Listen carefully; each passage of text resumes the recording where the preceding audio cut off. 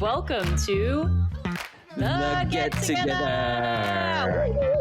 It's our show about ordinary people building extraordinary communities. I'm your host, Bailey Richardson. I'm a partner at People & Company and a co-author of Get Together, How to Build a Community with Your People. And I'm Kevin Huynh, Bailey's biz partner at People & Company, where we advise organizations on how to cultivate meaningful communities. I always call you my business partner, and I recently got called out for that. I'm like, he's also your friend. I'm like, I know he's also my friend. He's my biz partner. All right. You have no idea how deep business partnership goes. We mean partner, for real. In each episode, we interview everyday people who have built extraordinary communities about just how they did it. How did they get the first people to show up? How did they grow to hundreds, thousands more members? And today, we're talking to Kibi Anderson, an Emmy-winning producer and most recently, the former president of Red Table Talk. So, Bailey, you've known Kibi for a bit before this interview. Why were you excited to speak with her? Well, I feel like many of us know Red Table Talk as a basic TV show in that, you know, we tune in to watch Jada and Willow and Grandma Smith talk about their lives. It was on this summer. It kind of was in the news. It was massively popular. And what I mean by like a basic TV show is we just watch it like an audience and that's it, passively. But what a lot of us might not know is that Red Table Talk has a thriving grassroots community around it. Women in cities around the world have started their own Red Table Talk in their own cities, literally getting red tablecloths and getting tables, assembling them, and gathering strangers who are also moved by the hard, honest conversations. The Smiths role model on the TV show to get together and have those conversations themselves. I met Kibi back when she was at Red Table Talk through a mutual friend about a year ago, and I immediately vibed with her. She's open, she's confident, she knows herself. I loved her energy. Kibi asked me to interview her for a Women in Media conference keynote she just gave. And after that talk, I was like, Kibi, why the heck haven't we had you on our podcast talking about all the community work you did? She was a community building natural. And when paired with her really high level business insights, I was really inspired and moved. So we finally made the time with her, and I'm really excited to share this episode with you guys today. Me too. So you all ready? Let's jump in. Let's jump in. Yo, Kibi, welcome to the podcast. We are so excited to have you here today and get to ask you questions and learn from you. Thanks for taking the time. Thank you. No, I'm excited. It's been a long time coming. So glad to finally make this happen. Absolutely.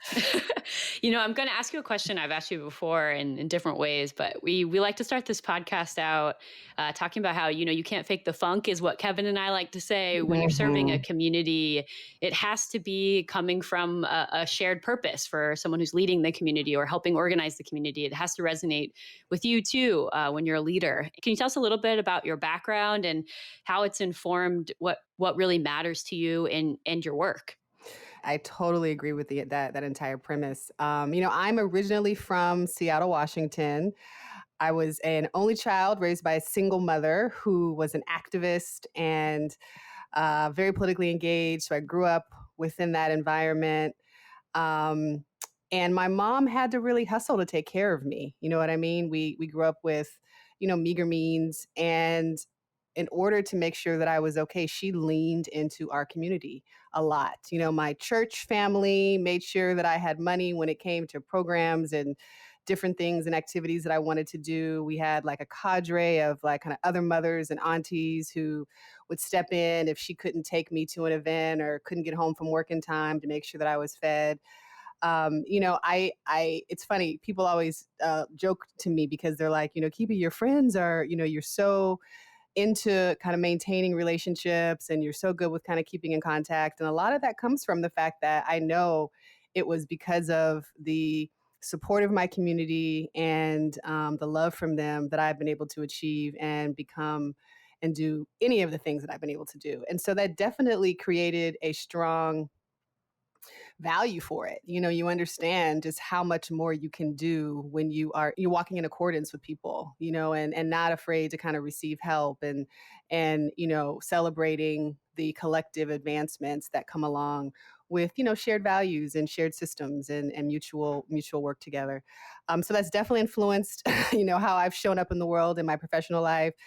I also describe myself as kind of like a born storyteller. For me, what I think kept me energized and inspired and just kind of realizing that there's more out there was the fact that, I read stories that exposed me to different worlds, different communities, different places, and a lot of that, I think influenced just my excitement about learning about people. So within community is people, clearly, and individuals. So this idea of really trying to understand at a very specific level a person's story, how they came to be. Much like you're asking this question, it definitely helps you understand kind of how they show up in the world. And so for me, a lot of my excitement when it comes to work has also been about being able to share and elevate stories of different people, especially those who have historically been marginalized or not represented.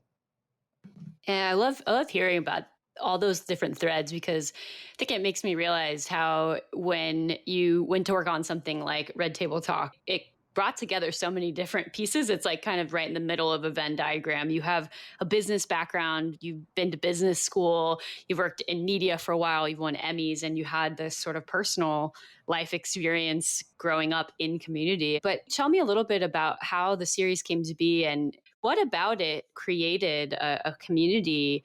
How did it start and how did that community emerge? So I started off as a fan of the show, just like kind of everybody else. Mm, But Jada and her mom, back when her daughter Willow was about 9, had kind of come together, and they wanted to have a conversation with her that allowed them to show up as themselves. Not as her mother, not as her grandmother, but as two women. Trying to make it in the world, and just kind of talk about what are the different challenges and things that you are going to face, and just have a very frank and honest and no holds bar conversation. They did that, like I said, when she was 9, put it up on YouTube. It did kind of what it did, but it sort of sat for many years. And then a producer by the name of Ellen Rakitin came and was introduced to Jada. She actually asked about it. Willow is, 17 by this time. And she's like, hey, what's going on with that Red Table Talk? I feel like there might be a space for this, hmm, especially if we think about doing it in a non-traditional environment, such as an online platform like Facebook. The idea was let's maintain the integrity of what the initial conversation was about, which is, I said, honesty and like blatant honesty, not trying to sugarcoat it, not trying to make it appropriate for prime time, but just really going to those places that I think as women and women of color, especially, we don't always do. And hmm. so, that's the evolution of putting a pilot together, pitching it around.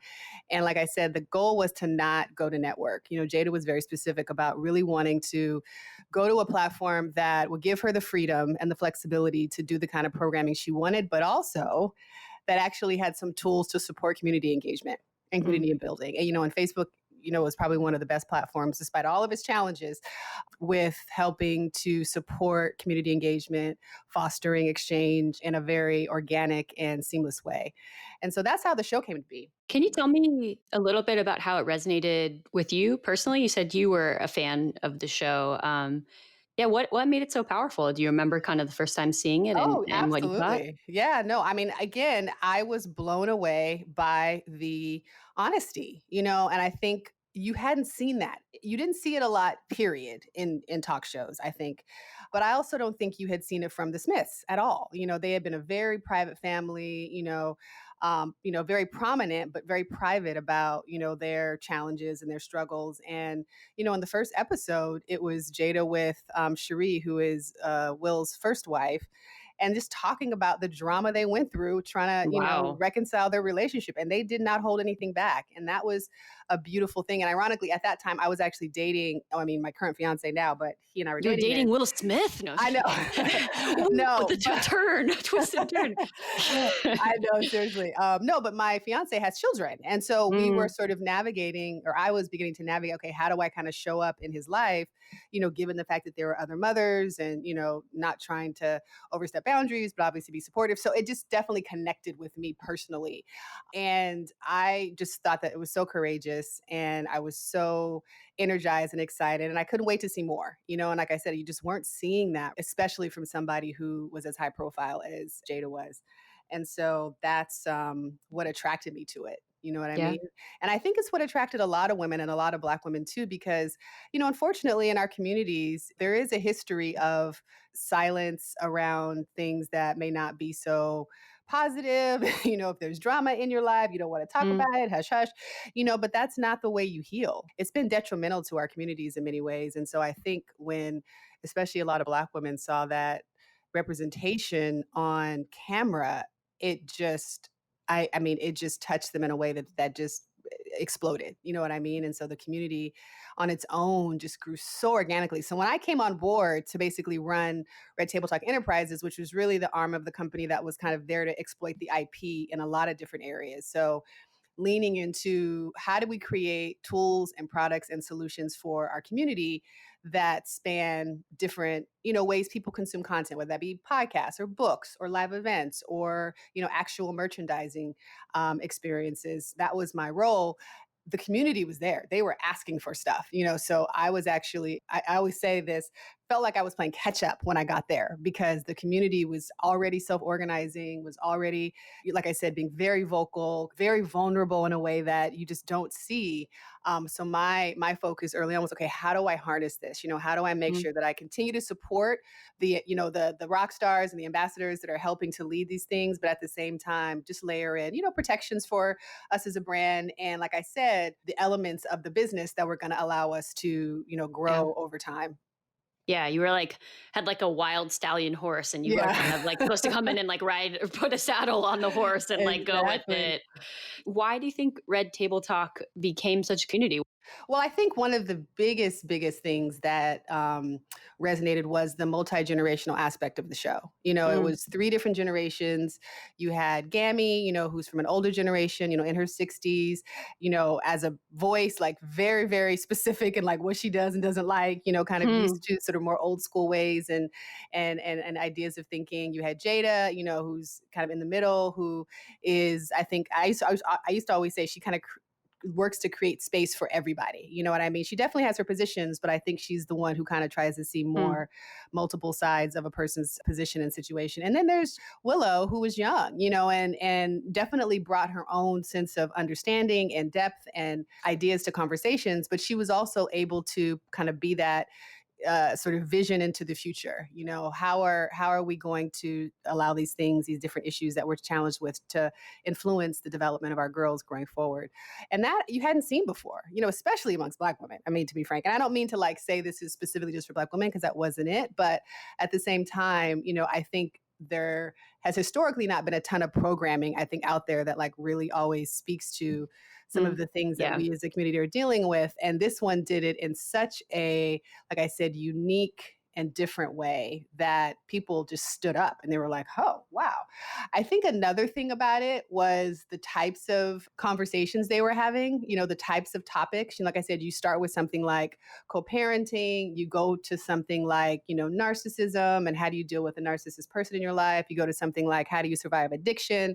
How do you forgive somebody who has betrayed you? I mean, there were topics that just people could relate to, in my daily life. I am struggling with this right now.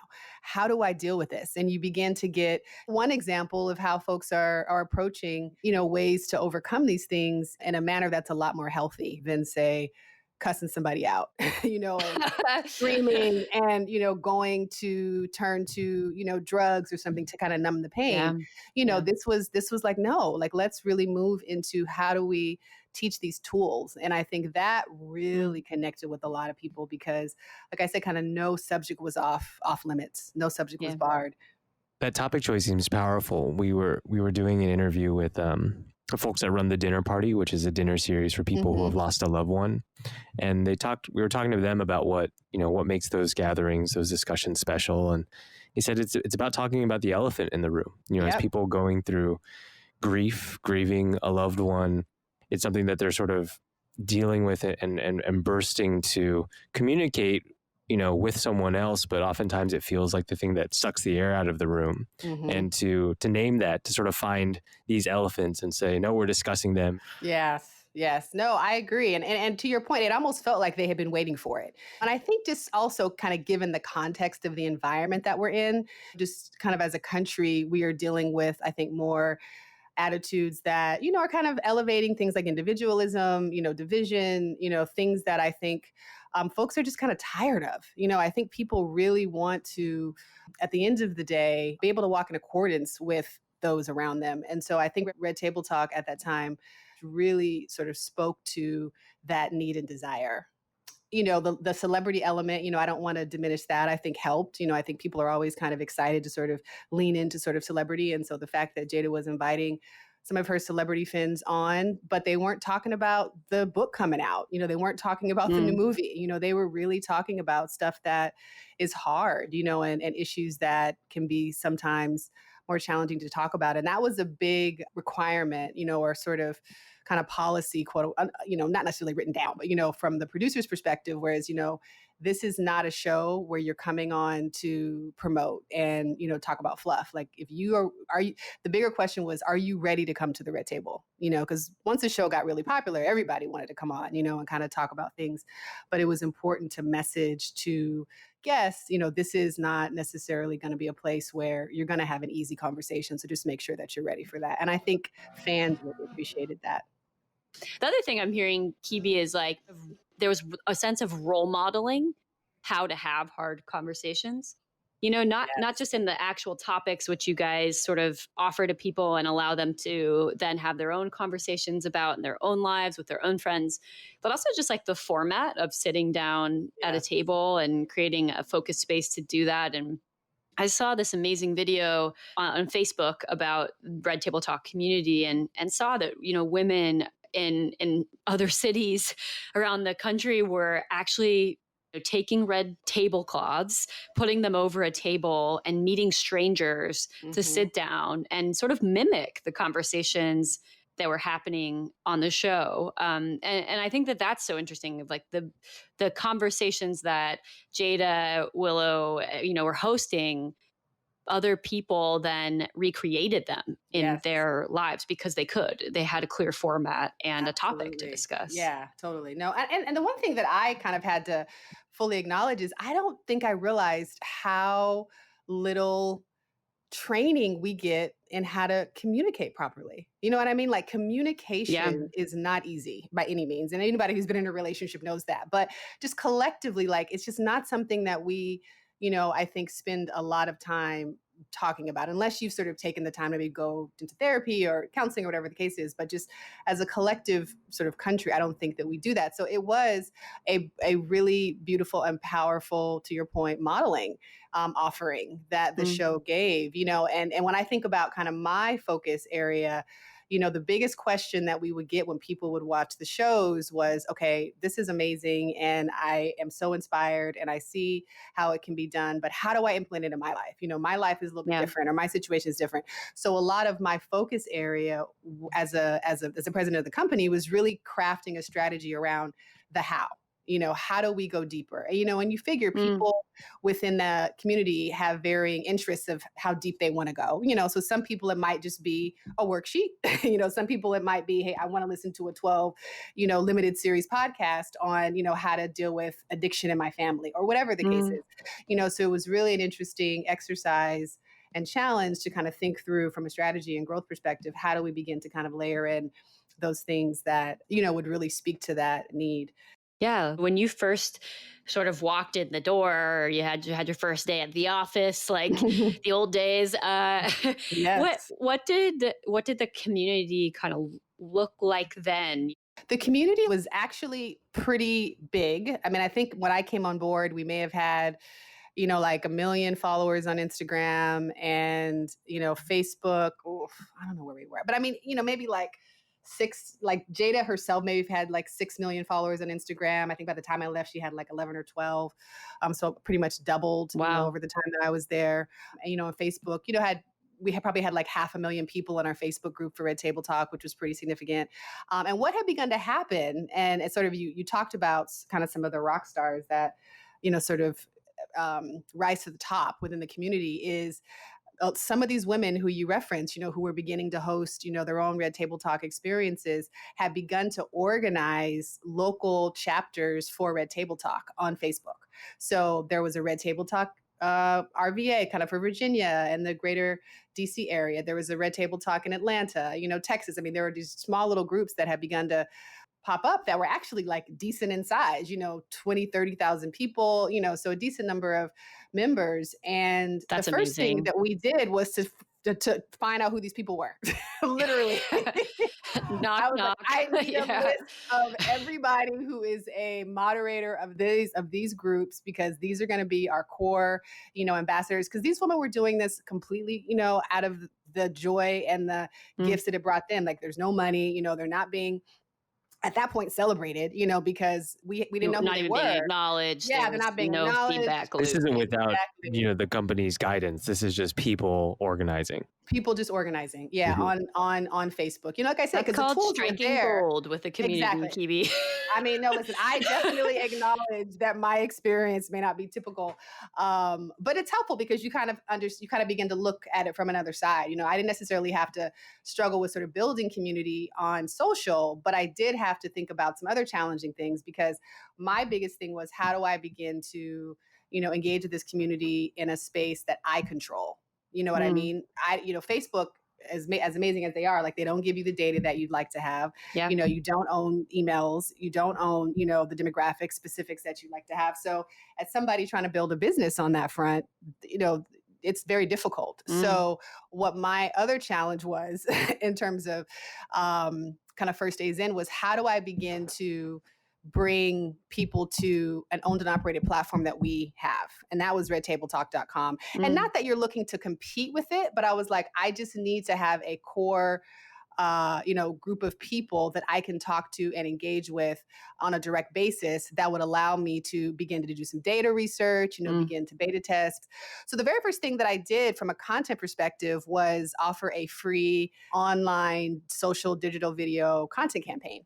Over the summer, in between our first and second season, the show was down and we weren't shooting anything. But the community was still there, and we were like, well, why aren't we doing something to kind of keep them engaged? So we launched something called Summer Healing Sessions, where Jada basically did, over about 5 weeks, these video sessions with folks, kind of talking about some of the key issues and things that she does to rest, rejuvenate, and we had a text that we decided to use. And it was a great way for us to get people to kind of come to the website, because they had to, sign up and give their email address in order to be included in the process. And that allowed me to get, probably 40 to 50,000 email addresses in like my God. Wow. 4 to 5 weeks, and obviously the star power of Jada helps. We definitely bought, some paid ads to kind of promote it. So those things help. But, that was a great base, clearly not the millions of folks that we had on Instagram and Facebook. But, if you think about it, when you're talking about, sort of break even for a business, you don't necessarily need a ton of emails in order to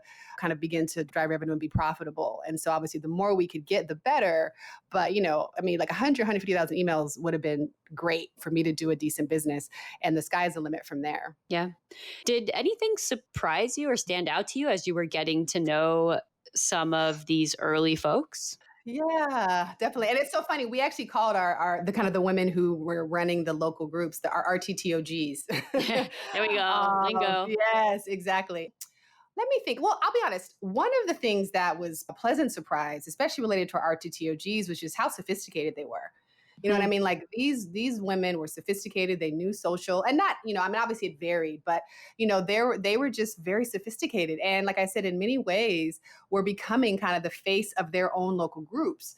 And so that was exciting and promising, because one of the things that I was always mindful of is it's very dangerous to build a company on the face, on the kind of quote unquote, the back of one person. Yeah, bottleneck. Yes. Bottlenecks. So Jada obviously was the face of the show, and you had Willow and Gammy, but I was mindful of, if I don't have Jada in the room, will people come? That's kind of the question. And room being a little bit more broad, if she's not on the video, if she's not here, if she's not there, and so what I began to see from the dynamic magnetism that the ladies who are running the groups had is yes, people will come. People will begin to connect with local folks who are helping them, teaching them, bringing them into community in a way that is very powerful and sustainable and sticky. And that was a pleasant surprise, because you never know, is it, sometimes you can be a little fearful that won't be the case. And so what we began to do is really lean into celebrating and supporting them, giving them the tools. We started a kind of a bi-monthly check-in call with all the ladies, and there were about maybe 15 of them, with Jada on the line. And like I said, we would kind Wow, of use that's awesome. as, Yeah, that and they sounds so love special. that. I mean, imagine like, I am sure nobody missed that call. yeah, exactly. Jada would shout them out, when we did social plugs, from the show on Facebook or from her Instagram, so we just really, just try to celebrate and let them know we need you, we value you, and you are just as much a part of this, if not more important to this movement and to this company's growth as, obviously Jada and Willow and Gammy and even myself, as the leader. It sounds like this shift from maybe a fan club to a community. Not to say that it was only a fan club, but it's, communities have leadership that creates more leaders. Yes. And it's challenging to accomplish that. And there's also all the risks and trade-offs of really distributing ownership in that way. But at least from a community building perspective, you suddenly can just accomplish more together than you can alone. Absolutely. Yeah. And, I think that it's funny because we often had this internal conversation with my leadership team about this kind of idea of like fan club versus community spaces. You know what I mean? Because, Jada was already a celebrity before Red Table Talk came along, so there were definitely fans of Red Table Talk that were there because they were friends of hers, and that was a category that we kind of realized we could potentially do something with. But beyond that, there were people especially in the Facebook community, who really wanted to do the work. You know what I mean? Like who were not just about kind of like Jada looks amazing and her clothes are amazing and this type of thing, or Willow's hair is amazing, or that was real cute what Gammy just said in terms of because Gam was the queen of memes. She was great in terms of her words and stuff, and that I think can kind of be on the surface a little bit where you think about kind of fandom, but really leaning into folks who genuinely were coming to the table every week and obviously coming to the types of products and experiences that my team began to create because they wanted to develop, they wanted to heal, they wanted to get better, they wanted to figure out how to live their best life. And I think those were really where the community component came to be, because I think that they were more willing, like I said, to try and experiment, because, some of the stuff we did, folks didn't like, and we were like, okay, got it. We'll try that differently, but in general, the consensus across the board was, yes, this is great. One of the things that we launched over the holiday season last year was a game. And it was in partnership with a company called We're Not Really Strangers. A young lady had started this game. And the whole point of it was creating an experience for people who otherwise might not get to know each other because they're strangers. But the reality is, if you ask a few questions, you realize how much more connected we are in actuality. And so we developed an expansion pack with her. So the idea was, you think you know people closest to you, but how well do you really know them? And this kind of leaned into especially family. Exactly. It's exactly. crazy. How many times have you had these conversations that are just not really like Kevin said, the elephant in the room, but you're not really saying it, or, I'm your mom, but I'm also a woman who has passions and, has all these other dreams and stuff. And so that actually was one of our most popular products because in many ways it empowered people to have their own Red Table Talk conversations, but it gave them a really easily accessible tool. You know what I mean? The box was red, you could take it on the road with you. You could really have a conversation really with anybody. It ended up being a helpful kind of case study for us to sort of understand, okay, like this is sort of a really nice medium because it allows people who may be more casual fans of the show, but are still interested in having a cool game, that speaks to the brand, but also the people who really, really were like, no, I really want to be able to, enlist these tools in my life. Another also gave them a tool that they could really do. And some of the stuff that we got from our fans, I mean, it was absolutely beautiful. Just people talking about how the games help them break through things and, learn stuff and, in ways that I think they may not have been able to do otherwise. I love that.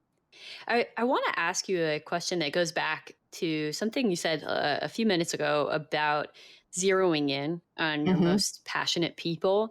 That's like, Kevin and my creed. We're like out there telling everybody that we are drinking that Kool-Aid, and you're a businesswoman. You've worked at big media companies, and it's really hard to to work at a media company and see, big numbers, like 1 million people following us here, and also understand that in some cases it's important to zoom in on, maybe a set of most passionate people. And I'm just curious, how did you know that you needed to do that? How did you know, what was your thinking about these 15 people were worth an hour-long phone call? How did you realize that, given the size and scale of your reach overall? Yeah, definitely. It's a combination of things. I think the first thing was, having worked in media, and media ranging from, sort of ABC News, which was a more, kind of mainstream, accessible and in many ways commoditizable type of news, to a Bloomberg Media, which was more specific in terms of its target audience and the types of things you could get. So you were able to kind of like think about how you're able to take advantage of that, to having worked in just traditional entertainment content.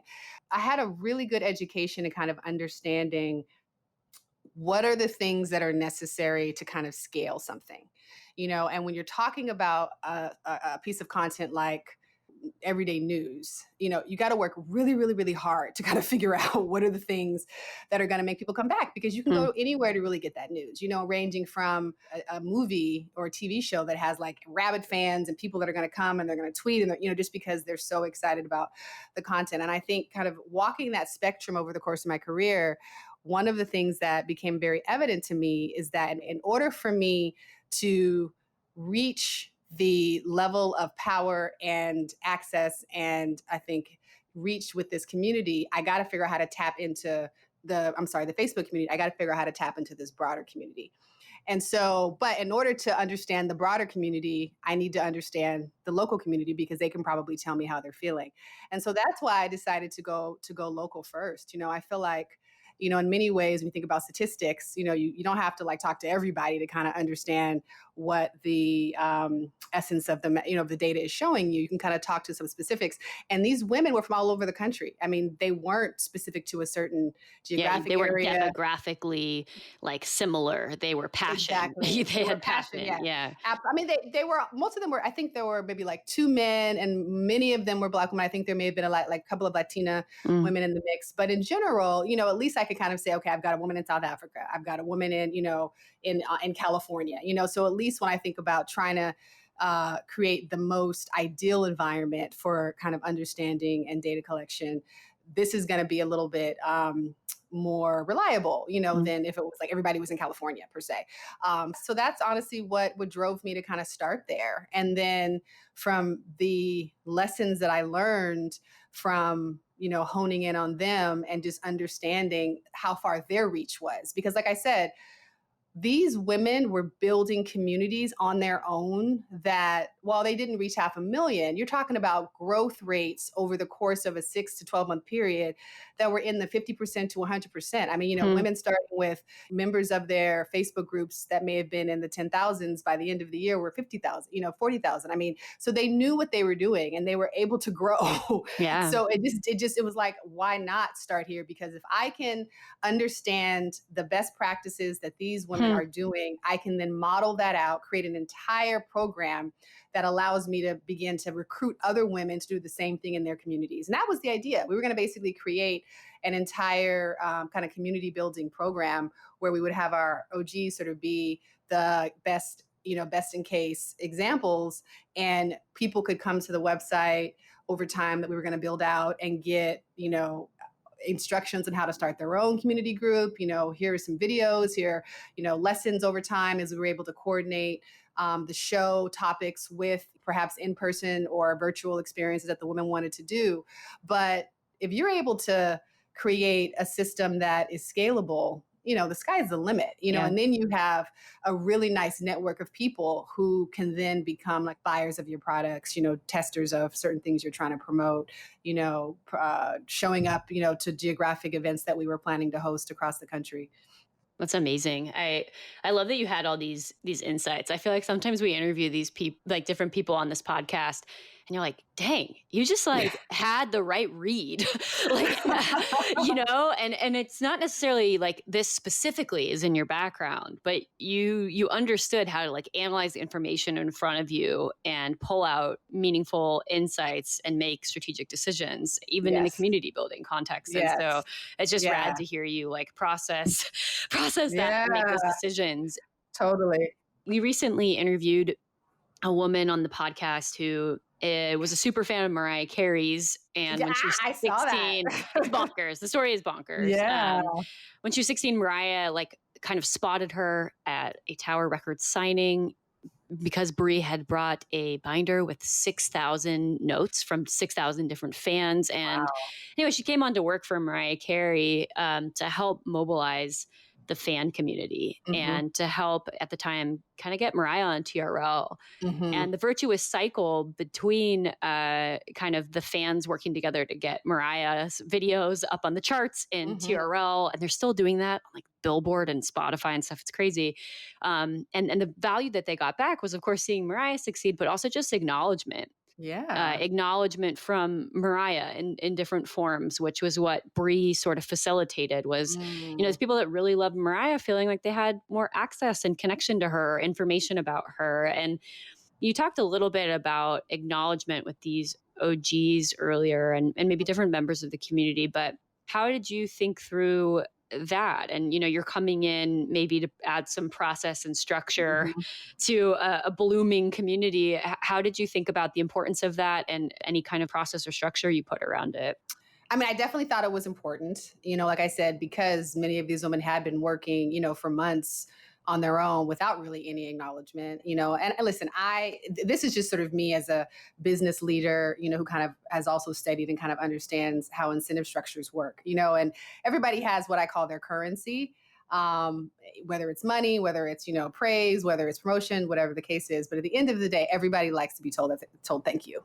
You know what I mean? And, and that's just kind of basic principle. So, honestly, the first thing I did when we actually connected with all of the women who were the OGs was send them all a thank you package. I mean, something signed from Jada, a t-shirt from Red Table Talk, just like a really cool thing just to sort of start and acknowledge the work that they have been doing.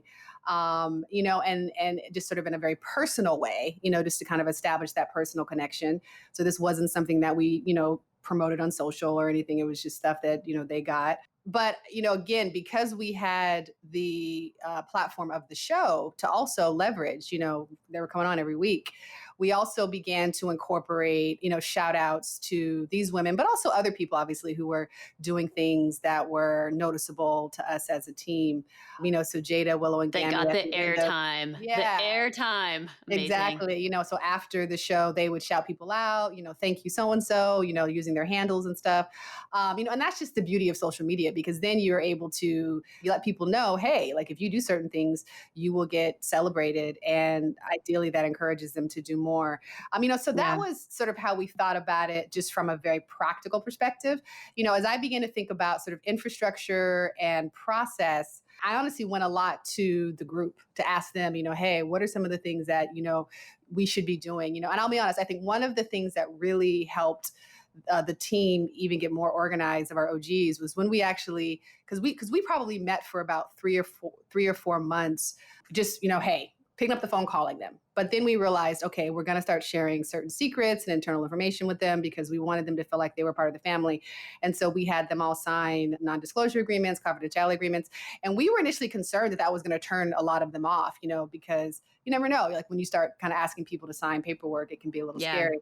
I know that feeling. But they're like, give me everything. They loved it. No, because they felt like they were insiders. And so even that in itself is a sign of celebration. It's a sign of, hey, I trust you. It's a sign of thank you, for what you've done so far. And I want to bring you more into the fold. So stuff like that, from like, an infrastructure perspective, at least with the OGs, began to allow us to create even more systems for us to say thank you. So when we did surveys and stuff, we would kind of layer in certain thank yous and all that kind of stuff. And the plan was honestly to fly all of them to California. We had actually planned to do. Oh my gosh, that would have been amazing. Yeah, but just to kind of have a retreat. Obviously Jada would have been there to help support, but also bring in some other elements to create some really cool programming around that. that was the idea. And then in terms of the broader community, and this is where certain things like some of the original content programs, like I said, the summer healing sessions, we did something over the summer, which was called the Refresh. A lot of those things were free. And the whole point of those types of campaigns was to really sort of say thank you. We appreciate you coming. We know that the show is only successful because of you. So here's kind of free content, free tools, free things you can sort of download that, if you're interested, will allow you to do more in your own life. And people really appreciated that. They really saw, because we were giving away some gems. Like we were giving away very, very good information. And folks were just like, wow, I can't get this anywhere else. And it's free. Were there any like big challenges that you felt like you still couldn't crack with community building, or anything that you feel like you took as a misstep? Yeah, definitely. Well, it's funny. I don't know if this was necessarily a misstep on my part, but the deal that they struck prior to me joining in terms of kind of getting the show going and getting on Facebook actually gave Facebook, and this is not common, but gave Facebook control of all of our social media pages. So, whoa, exactly. So now, mind you, they were a partner. They were funding the show, so not no, by no means saying there's anything necessarily wrong with that, but it proved to be a very difficult hurdle for us to overcome because. Facebook has its own very specific things that they're mindful of. And, their legal team is very, very, vocal. And so some of the stuff that we wanted to do, all the stuff that we wanted to post on the main Facebook pages had to be run through their team, their legal. And that's wild. Yeah. And so some of the stuff, it was like, for example, if we wanted to give health information out, that type of thing was a little bit more taboo just because of concerns about, liability and all that kind of stuff. But that was a big hurdle, because again, we did not own those channels, so our ability to really get as creative and as innovative as we would have liked just wasn't there. And to be frank, in my opinion, I felt that the show page for Red Table Talk was too focused on the show. Like it was really about like promoting show clips as opposed to really building community. And, things that really, I think, resonate with communities, memes, like just all, if you think about all the stuff that goes viral, in community, beginning to celebrate, kind of user generated content in a more specific way to encourage folks to come back because they're interested in seeing what the coolest, thing is going to be from the community or whatever. We just weren't able to do. Yeah. And so I think a lot of the storytelling, kind of as you go deeper behind the scenes for some of the episodes that we have, there was some really dynamic footage that no one ever saw because we would shoot for 2 hours, but the show was 25 minutes. So imagine how much content is not showing up on the screen. But I would never do a deal like that going forward. Yeah. So I think it's an important point of like anything that might block you from being able to communicate honestly and making sure those messages are seen by your community it's a pretty big red flag. Yes. I think it can be a really big challenge to overcome. And I hear you kind of identifying that very early on and trying to like create a space where you can communicate directly with these people. Absolutely. Yeah, no, that's a huge point, and I can't reiterate it enough. I mean, you're right, because you always have a filter if you don't control that you're trying to navigate. And then also, you just have time lags. You know what I mean? Like, in many instances, especially when you're dealing with social stuff, the timing matters. How are you able to capitalize on something that might be hot or, resonating well and kind of elevate it, that type of thing. And if you have to wait 4 days for legal to turn it around, I mean, you've kind of lost the opportunity. The other thing I would say that we didn't do enough, and we were working on that, but like I said, it was kind of ignored early on, was the power of Twitter. And actually, Facebook did not own we controlled the Twitter channels. So that actually, I think they just probably pretended like the word Twitter doesn't exist and the platform doesn't exist knowing them. Don't say that word. Totally, yes. Totally. Although they were much more aggressive about us using YouTube, to be frank, but that's another conversation. Interesting. But Twitter, they weren't really as focused on, clearly, because they didn't put it in the deal. And I think that, I was able to bring on a head of content and a head of community probably about 8 months into my tenure, just because we were sort of dealing with some early on structural things that we kind of had to work through.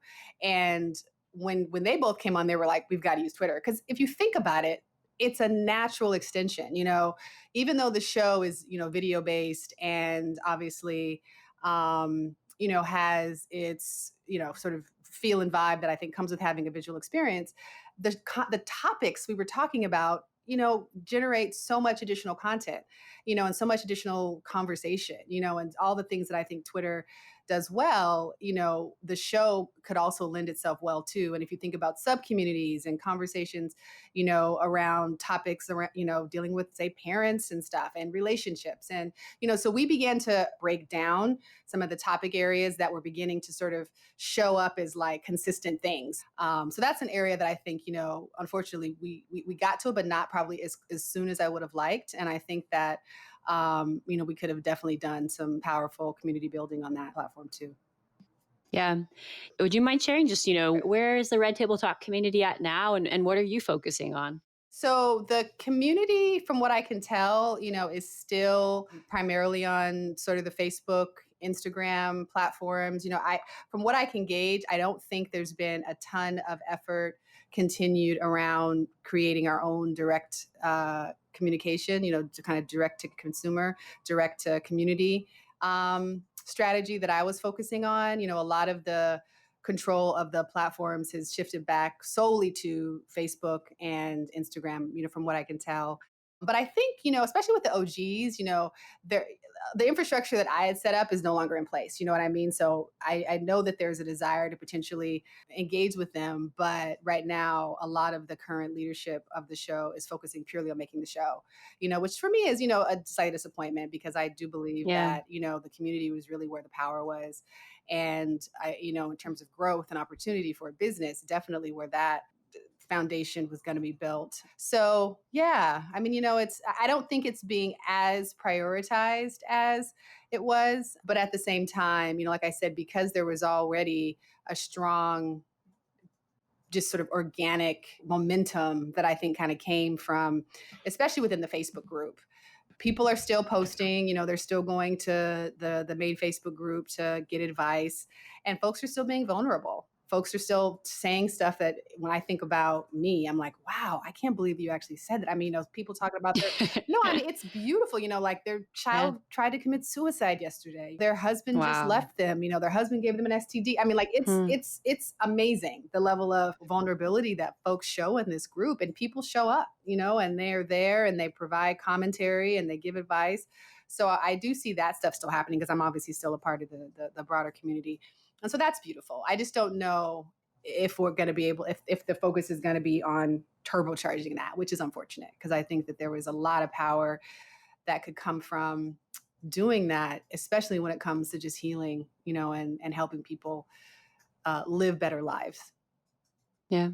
It sounds like part of the driving purpose, part of the driving magic of Red Table Talks is healing through blatantly honest conversation. And if that is the purpose there, it sounds like there's just so much, so many wonderful ingredients to piece together, to provide some structure to turbocharge in different ways, to heal more people through blatantly honest conversation. And especially how the world looked like 6 months ago to now, I think there's plenty of healing through blatantly honest conversation that can be realized. Yeah, it's funny. I mean, I'm intrigued because, I'm not sure. The show usually comes back in October. So I've heard that they're shooting, kind of through my grapevine. And, I'm intrigued to see how they continue to develop content, sort of while shooting during kind of these COVID production limitations that we have to maintain. And then the other thing is, I don't know if folks are aware, but, there was actually an announcement made right around the time I was leaving, where they were moving into a Latin version of Red Table Talk, with Gloria Estefan as the kind of core celebrity. And I think I did see that. Yeah. Jackpot for Gloria Estefan. Yeah, that's a good move. And it's interesting, because I think there was absolutely a huge part of our community that was Spanish speaking, Latin, Mexican, the whole nine, that really resonated. And this show could potentially talk to them. And also, when you think about a lot of the sort of just cultural challenges that I think exist within the Latinx community, there's a lot of diversity, which I think lends itself to some really interesting and tough conversations. And so the question is, will Gloria and her family kind of go there in the same way that Jada and her family did, if they're able to kind of get it going. I know it's been kind of put on hold just because of COVID, but that was another area where you're like, okay, there's a whole nother community that can be built off of that. Yeah. So I bet you there's a lot of places to rinse and repeat yeah, some of what you definitely. did. But like you said, it depends on people actually being vulnerable, like up and down the kind of tree, the trunk of the Yes, tree, yes, yes.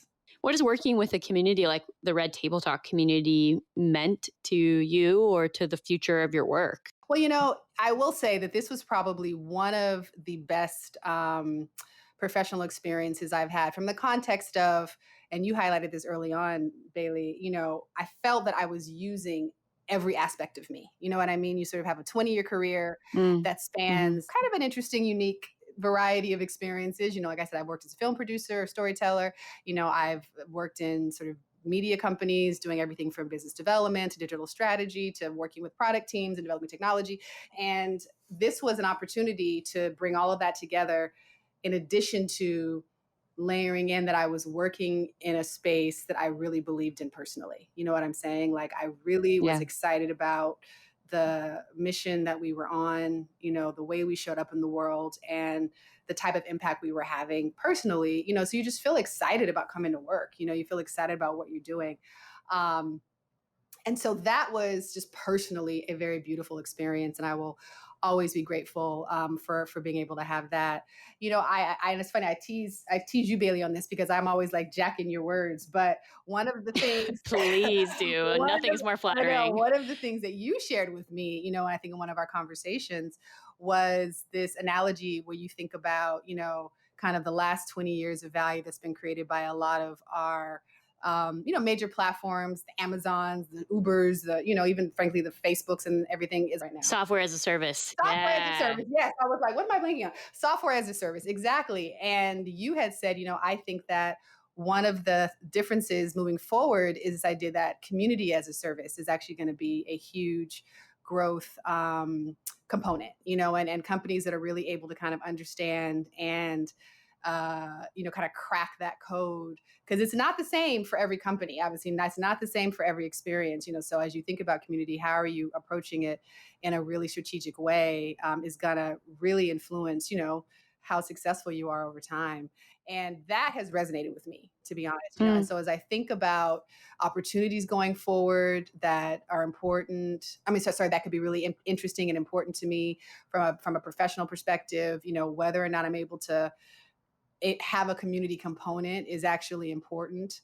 Mm. Just how hard it is, because people are fickle and things are fickle, and you're not always able Yeah. to, read things. And one thing you might think is one way actually ends up backfiring. And that in itself, I think as a business person is a challenging component that I actually enjoyed, so being Mm. able to kind of have that be a layer of all the problems you're trying to navigate, when you're running and starting a business. Is really intriguing, and it's exciting. Yeah. So it's definitely influenced me. And it's funny because, like I said, I grew up with community. Like it's always been something that I've kind of used. Even saying it, you feel like it's sort of a cliche word, but I realize now that it's really important. You know what I mean? Like it actually is something that I want to make sure is incorporated in not only my personal life but my professional life. It's funny. You asked me my last question, kind of like, what am I up to now?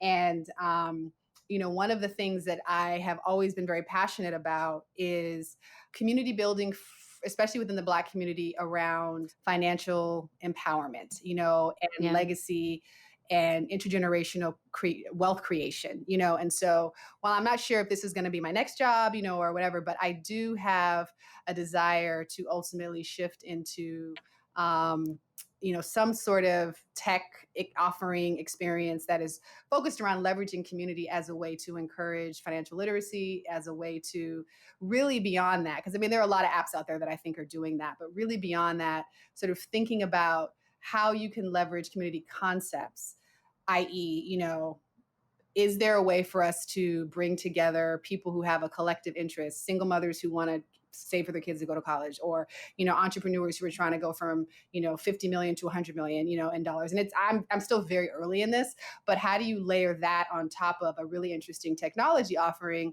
to Mm. create some really powerful change when it comes to folks understanding the true insights into how intergenerational wealth is created. And I feel like there's sort of the surface stuff that you kind of get, but then there's like the deeper unsaid Yes. stuff that like they don't want us to know. Unfortunately, I've been in certain rooms and have had the opportunity to be exposed to some of this stuff. So I feel like, I can bring a very unique perspective to the table. In addition to like the fact that, if I wanted to layer in content, I can access my Hollywood connections to create really compelling content to also push this forward. So that's an area of passion and interest of mine. That ultimately I would I am sort of working on sort of in the background. Yeah. Well, there might be some people listening that are also interested in that. One comes to mind, maybe Berna's listening from our last podcast. But Well, I think, there's just, to me, like alone we're limited and together we can do so much more. And there are spaces where deeper conversations, like you might see something on TV and want to have that conversation yourself, are going to increase the value. Or, a deeper conversation you can have with other people who are also trying to figure out a financial question can deepen the learnings you're trying to have. And so trying to think about where those social connections bring added value. And, I think the funny thing is we're really social people. So it shows up in there's a lot of opportunities. So true. I think for a community to bring more value, if it makes sense. But rad.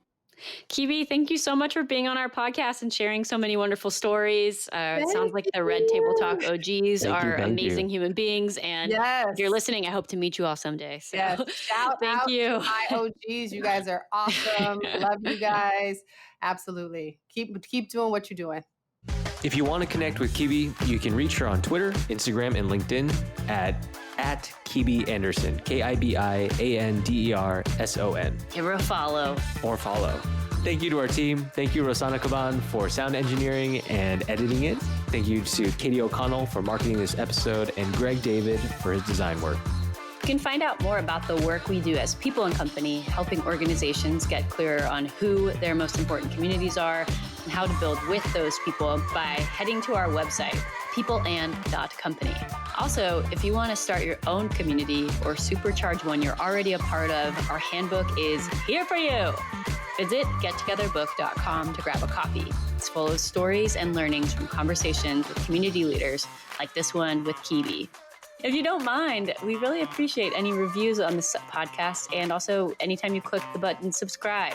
It helps get the podcast and stories like Kibi's out to more people. So if you don't mind, that'd be great. Yes, please. All right. Thank you. Later. Talk to you next time.